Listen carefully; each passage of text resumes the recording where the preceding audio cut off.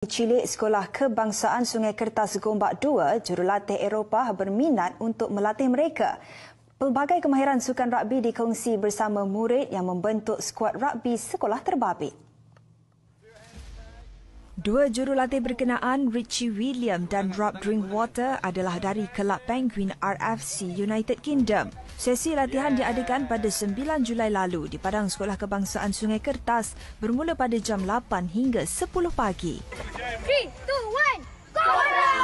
We came and we had a few objectives. We always want to make sure that children have fun if they're part of our session. We had, I think it was 20 children, 20 boys that took part in the rugby session. We looked to develop their handling skills. We played some small-sided games with them.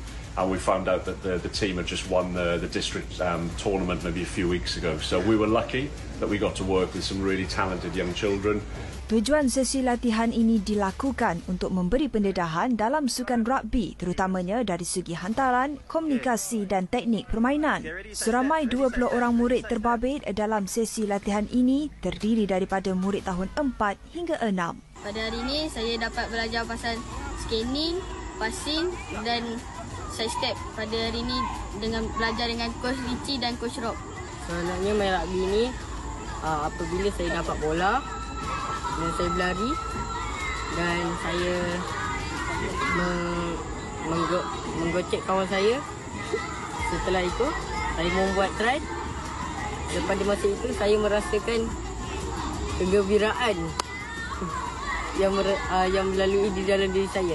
Sesi pagi ini bersama Coach Rob dan Coach Richie. Saya dapat banyak ilmu baru dan best dan seronok.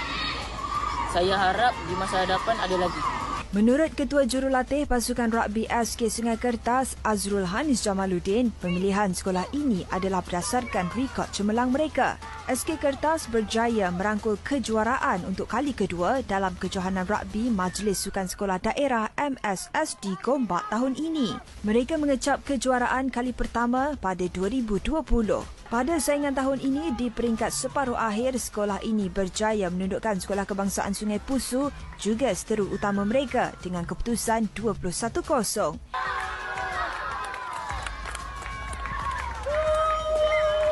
SK Sungai Kertas muncul juara selepas menundukkan SK Setia Budi dengan keputusan 21-10.